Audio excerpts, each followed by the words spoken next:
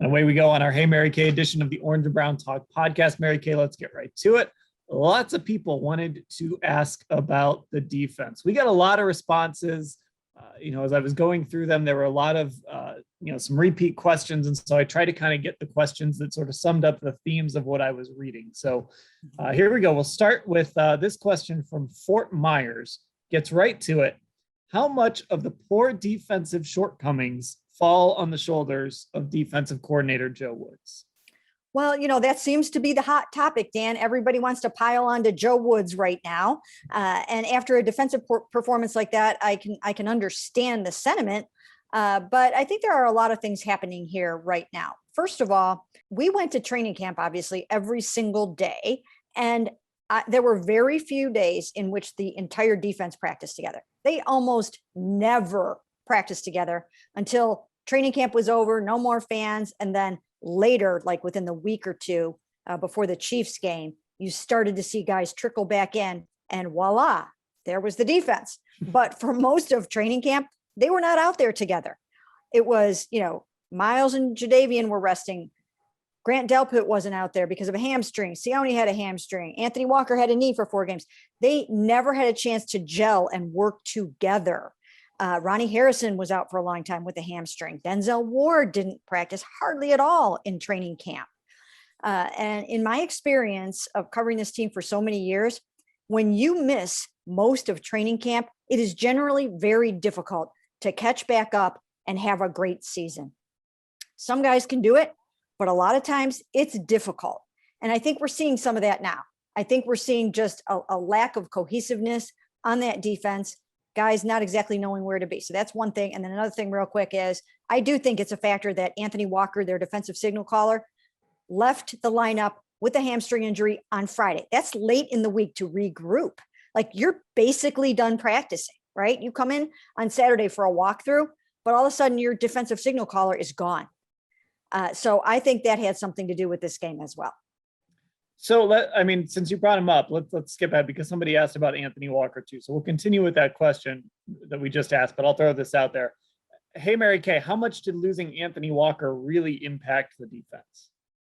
Again, if it had happened on Wednesday, then that's a different story, because then you have 2 full days after that to get Malcolm in there and to make sure that you've got your green sticker guy rolling along and humming along and calling all the defensive plays. But Anthony Walker is not only that guy, he's really, really good at it, okay? I mean, he's a good field general. He helps guys get lined up. He helps guys know where to go. He helps look at the surfaces and see what offenses are doing to you that you might not have expected, and then helps you put it into place out on the field. He's like another coach on the field. I think it was huge. And I think the fact, again, that he did it on Friday during practice didn't give them a time to really get it together after that. Yeah, I think it's important. I mean, you signed Anthony Walker to come in, play every snap, wear that green sticker. Mm-hmm. And when you lose that, it is a big hole to fill. But let's get back to Woods here real quick. Obviously, this is sort of, whether it's fair or not, this season in part was going to be sort of a referendum on Joe Woods and his scheme. So obviously not off to a great start, but the hope here is that 2 months from now, we'll kind of be saying, oh man, remember how panicked we were after the Texans game, but it just took a little time. Is that sort of where you're at right now? That maybe it hasn't been great, but one game was the Chiefs.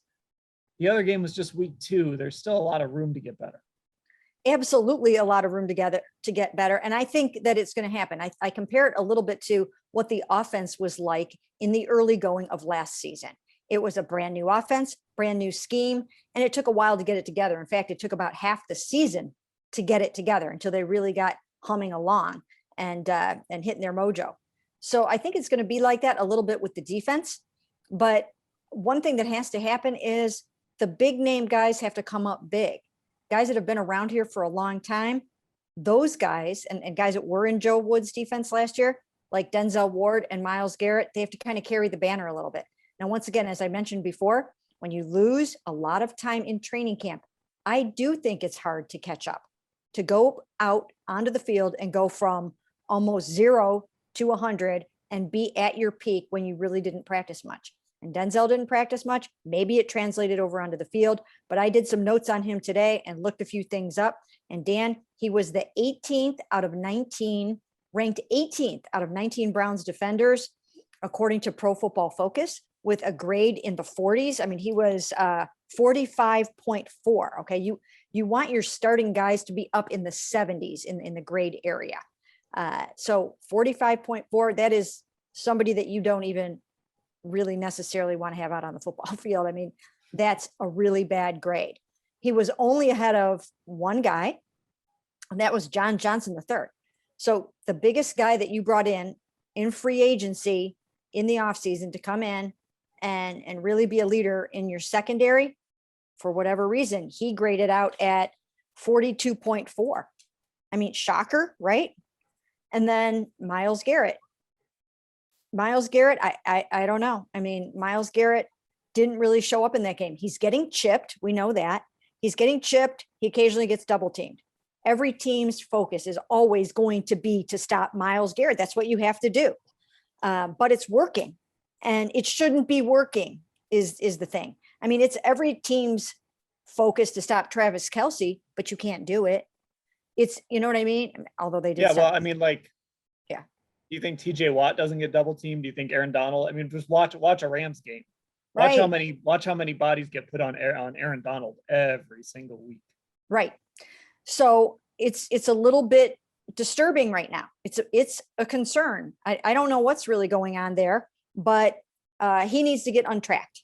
And some of it might be, and he mentioned this, he alluded this to in his post-game press conference last night, that it does take a little while for the parts to work together. Jadeveon Clowney, like, where's Jadeveon going to be? And, where's Malik McDowell going to be? And where's Malik Jackson going to be? And who's going to be inside? Who's going to be outside? Whatever the case may be, he's got to make the proper adjustments and find the right matchup for him on any, on third down or whatever, if he can exploit something. But he's got to get himself untracked and make those plays. Remember, at this time last year, I mean, we were all like, wow, already. We were like, he's gunning for NFL Defensive Player of the Year. And in the first 4 games of the season, he was lights out. So he's off to a slow start. He needs to pick it up.